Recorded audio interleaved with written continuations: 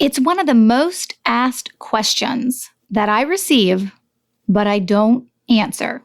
And there is a very specific reason why. Let's get into it. Hey there, and welcome to episode 222 of the Roadmap to Grow Your Business podcast, a show about helping you build a referable business. I'm your host, Stacey Brown Randall. If you're a client of one of my programs or a longtime listener to this podcast, or you have just participated in any of the resources and trainings that I put out there into the world, you know pretty quickly that I'm not afraid to tell you like it is. I'm not afraid to stand firm in my belief, but because the success is there to back me up, let's be honest, of how you're supposed to go about generating referrals, right? So if this is the very first episode that you've ever listened to, you may be like, whoa, she is a little blunt. But that's a little bit about how I am. That is truly how I roll.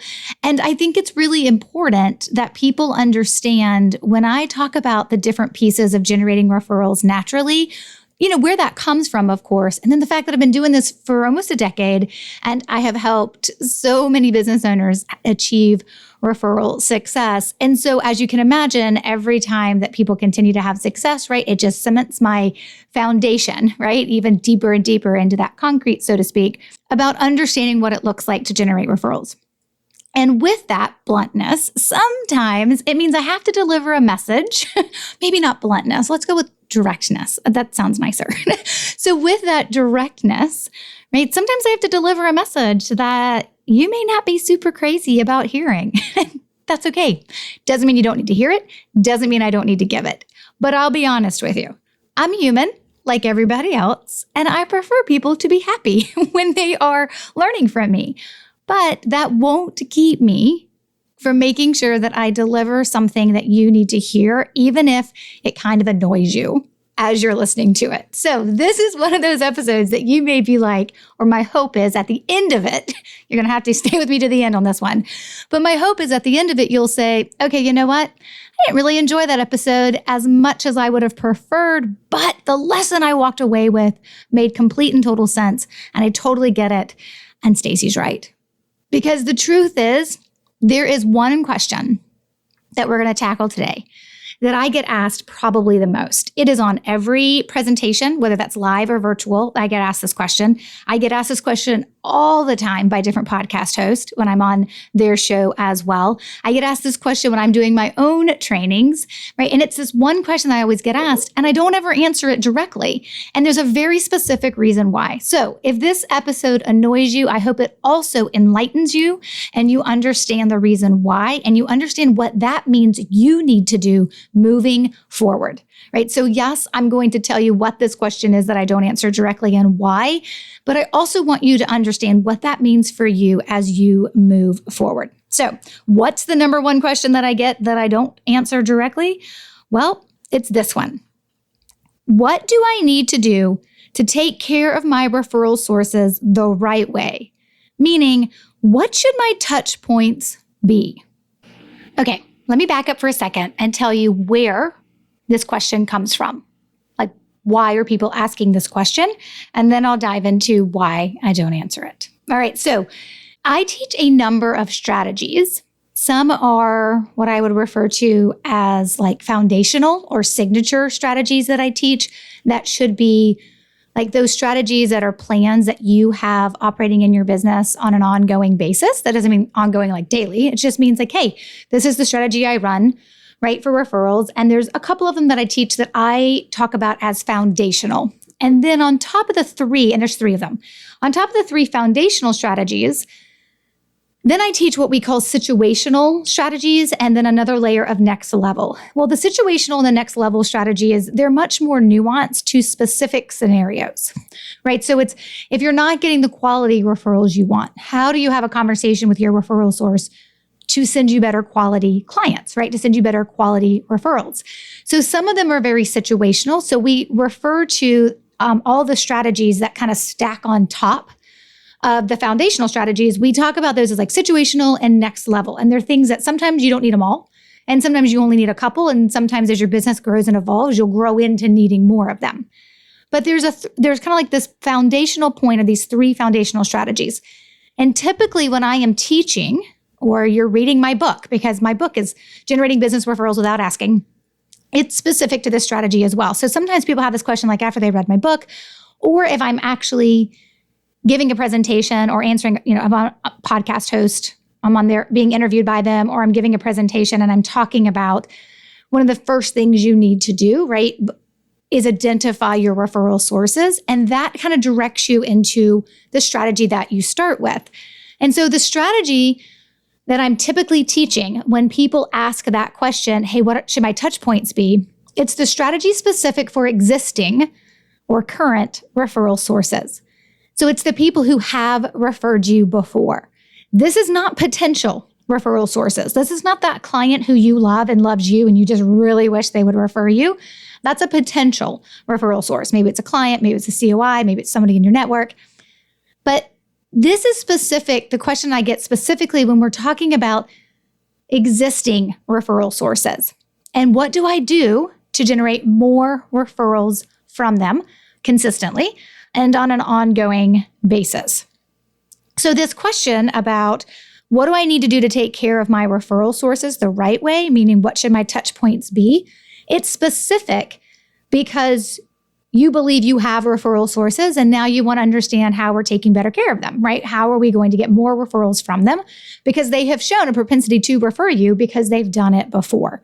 So the strategy where I talk about touch points, specifically as it relates to a referral plan, is in the existing referral source strategy, which the training, for those of you who are my clients, you guys know this, but for the training, it's specifically called Growth by Referrals. And Growth by Referrals, of course, is a standalone program. It's a self-study online program that anyone can go through if they believe they have referral sources and they want to go through the process of identifying them and then building out the right plan. And then, of course, using the right language and then tracking their results to be able to get more referrals from their referral sources, implementing this strategy. And of course, it's a part of building a referable business. It's actually a starting point within building a referable business for most people because it's our business's low-hanging fruit. If you have referral sources, it is your business's low-hanging fruit to be able to get more referrals from them just by taking care of them the right way, if you haven't been, or just by making sure that you have a process that continues to take care of them so they just don't stop referring you. And so it's within this strategy, when I'm talking to folks about their existing referral sources and then how we take care of them, where this question comes up of like, okay, so how do I take care of my referral sources the right way? Meaning, what should my touch points be? And here's why I don't answer that question directly. I never answer that question as, well, you're going to do this, then this, then this, then this. And here's touch point 1, 2, 3, 4, right? I never answer that question in that way. And I know people want me to. I know they're like, just tell me what to do. But I can't. And it's for a very specific reason. And it's for a reason that I always say is for your own good, even if it frustrates you when you first hear it, right? Sometimes I have that flashback deja vu moment of talking to my children. I'm like, why do I have to brush my teeth? Trust me, it's for your own good. You should probably brush your teeth every day, right? When I think about it's that kind of way that I talk about the referral strategy for existing referral sources. One of the things I talk about at a high level is that you got to have a referral plan. And it's typically 4 to 8 touch points throughout a 12-month period, though most people fall in the 5 to 7 range in their first year. And it's that touch point plan as what we're going to do to take care of our referral sources, allowing us those moments to deliver language, which we call referral seeds, that we'll be able to plant in our existing referral sources' minds as well. And as you can imagine, the question always comes up, well, great, tell me what those touch points should be. Give me a couple of examples. And whereas I will typically give an example or two because I do want to answer the question because I understand where it's coming from, I also know the danger in me answering that question fully, so I don't. And I learned this one the hard way, which is why I'm so adamant about not answering that question. And here's the answer, right? When I tell you to do something and you're listening to me and you're like, Stacy said, do this, do this, do this, do this. And then you go off and do it. And I tell you what your 5 touch points should be or what your 6 touch points should be. You'll take it at face value and you'll go do those 5 or 6. If I were to give 5 or 6 examples, so to speak. But the reality of it is when I'm giving you examples, I don't know anything about your referral sources. Because the referral plan of touch points that you build is specific for your referral sources, which means it's completely contingent on who they are, the relationship you have with them, and the budget you have, whether you have a budget or not, right? That's okay. Both are good. It doesn't matter. But the touch points that you'll ultimately end up doing are going to be based on who your referral sources are, like their names, their people, and of course, the relationship you have with them. Is this a new relationship that just started referring you, right? But you don't really know them all that well? Or is this somebody that you've known for 20 years that's been referring you for the last 2 or 3? Whatever it is, right? And that's just 2 examples. But the referral plan, the touch points of how you're going to take care of them is contingent on the who. It's why the number one thing I always tell people to do when they are trying to figure out, okay, I want to take control of my referrals, Stacey. I want to generate referrals naturally the way you teach. What do I do first? And I'm always like, you need to know if you have referral sources. And if you have existing referral sources, you need to know their names. Because when you see those names on a piece of paper, it is like in an instant, you start to see humans, right? Those names, first and last names on a piece of paper or an Excel spreadsheet or whatever. Then you start to realize, wait, there's a person behind that name. And I have a relationship with them. No matter how solid it is or how new it is, there's a relationship that I have with them.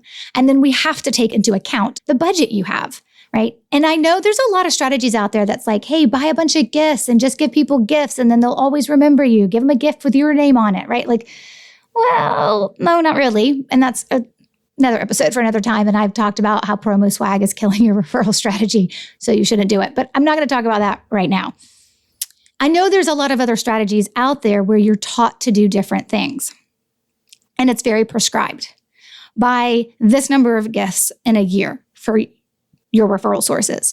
Or this is who you're going to ask for referrals. This is when you're going to ask for referrals. And this is exactly what you're going to say when you're asking for referrals.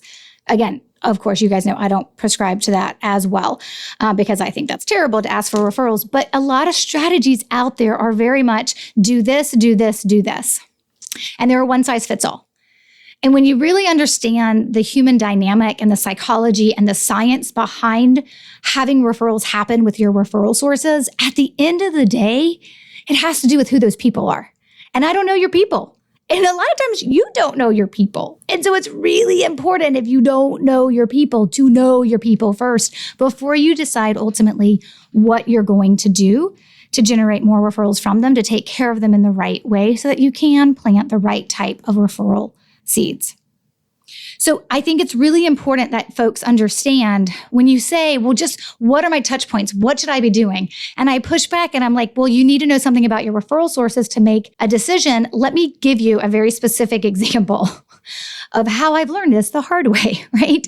So in the past, like very, very, very early on, people would say, what are my examples? And so I would give 1 or 2 examples. You may, if you've been a longtime listener of this podcast, or if you've heard me on another podcast, this is kind of like my standard example because I know it's the one that you can kind of visualize in your mind and you get my point. And the one example I typically give is this example of the Wonder Woman water bottle. So maybe you've heard this story before. But when I was looking at who my referral sources are, and I realized 80% of my top referral sources were business owners who were also parents. So I decided to recognize Mother's Day and Father's Day for my referral sources. And for my Mother's Day one year, I did Wonder Woman water bottles. That was because I knew something about my referral sources. What if 20% of my referral sources were actually parents? Then I probably would never have picked Mother's Day and Father's Day to be a touch point that I did. I did it because there was a majority of them, right? And so that was a way that I could see them, right? I know who they are. I recognize their parent, and I'm recognizing Mother's Day and Father's Day because it's like, who sees that coming, right? From the person they refer people to. And in some cases, some of my best referral sources are also my clients. So they definitely don't see it coming from me in that regard. And so that's why I did it. And I've given that example a lot. It's like the standard example I give. I'm sorry if you've heard it more than once. And I'm sorry if you're sitting there thinking, tell me more. I do. If you're a client of mine, I tell you all the things. But what I don't have control over is you understanding exactly how to apply that information if I'm not teaching it to you because you're a client of mine. Because the truth is, What if your referral sources are maybe very, very like overgeneralization right here? What if your referral sources are majority men in their 20s? What you do to take care of them? I mean, that's like a gross exaggeration, but I'm trying to make a point here. What you do as a touch point for men in their 20s is very different than what you would do for business owners who are also parents in their 30s, 40s, and 50s, right? Like, it's just different. So who the people are means the touch points are different. Now, do I teach within that foundational strategy of existing referral sources in the Growth by Referrals program, which is also part of building a referable business, my group coaching experience?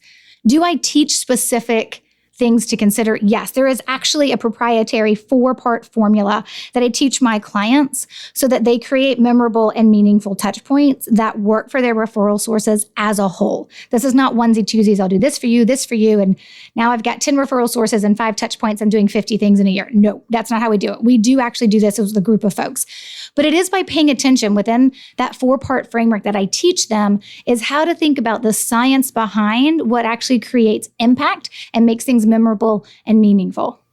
And so there's a strategy behind it, right? There's like 4 parts to the strategy behind it. And that's where we go deep into the science about how we trigger feelings and impact the other person. And again, this all has to be genuine because when it's fake, we all know it and it's never going to work.